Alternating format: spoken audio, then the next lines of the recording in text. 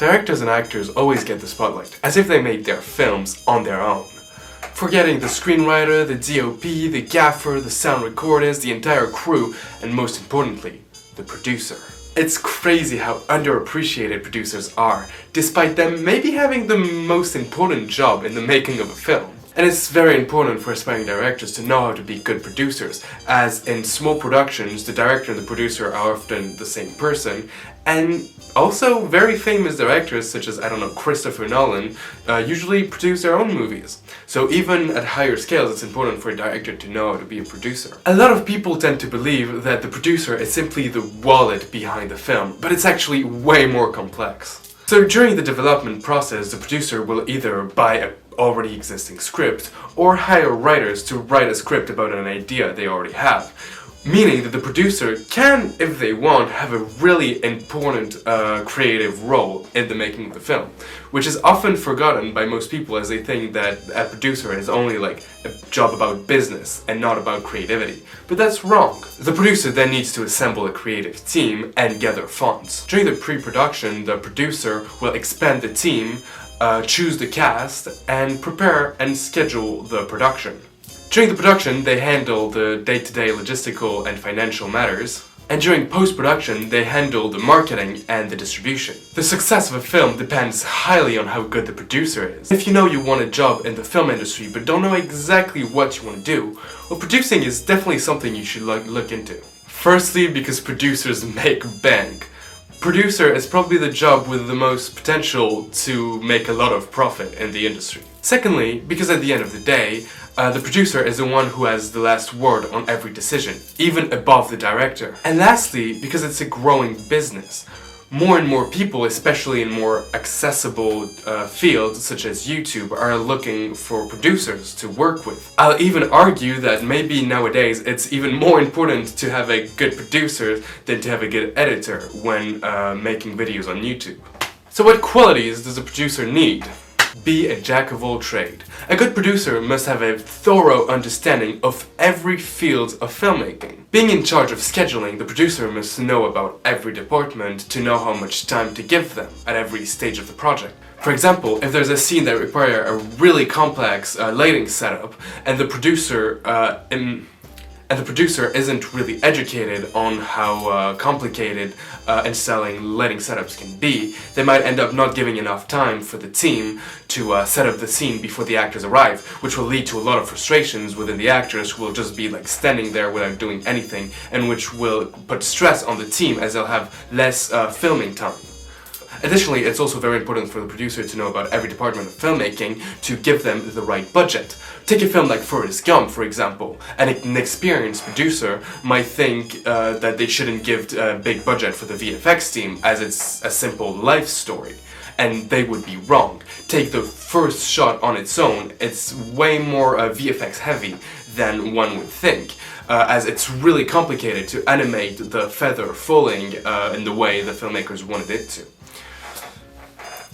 So a good producer would know and understand that and give a bigger budget to the VFX team. Be a master of persuasion and persuasion. As a producer, you are in charge of funding, which means you'll need to find investors. And even in smaller productions, it's also you who'll be in charge to gather the funds through crowdfunding. In order to do that, you need to know how to pitch to make people want to pay for your movie. And in order to do that, you need something to show your potential investors. It could be a mood board, a concept art, a concept short film, something to show what the film will look like, what it's about, and what skills you already have. And this will be really important for persuasion. Persuasion is a concept of creating a psychological frame before bringing up the main message or request. For example, if you need money to make a film, rather than saying, please give me money and my film will make profit, say, if you want to make profit, then invest in my film. Make the investor feel like you are helping them rather than them helping you.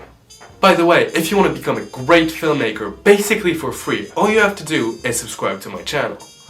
See what I just did there? In the same vein, when pitching a film to gather funds, make sure to use concept visuals so that the potential investors will focus more on the emotions that your film will give them rather than on them having to give you money. You want them to focus on something positive rather than on them eventually losing money. Number 3, keep your crew happy and safe.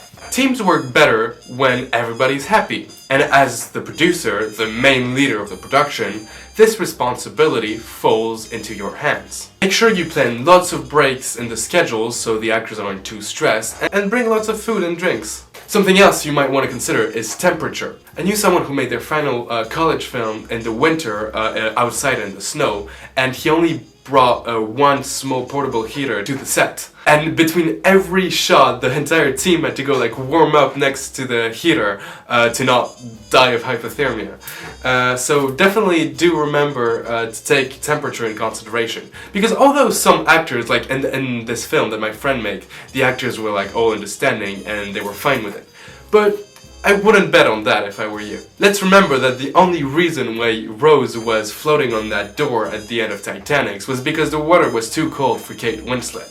And people are still talking about that door 27 years later. This brings me to my next point. As a producer, you often have to find compromises between the director's vision and between the actor's comfort and safety.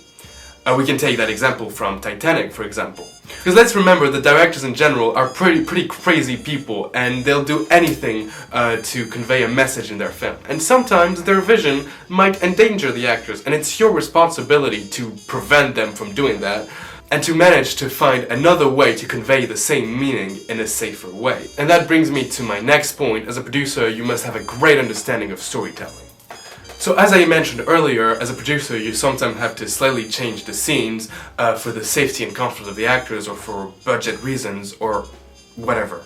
So it's very important as a producer that you understand the meaning of a scene and how to tell stories, so you can change the scene without taking away some of its depth. Sometimes you'll notice that restrictions lead you to make an even better film. Because restrictions force you to consider the real essence of the scene before changing it. One example of how restrictions led filmmakers to make a change that ended up improving the movie is from Back to the Future. Did you know that at first a time machine was supposed to be a fridge, but Steven Spielberg, who was one of the producers on the movie, was afraid that kids would try to time travel in their fridge and accidentally get stuck inside of him.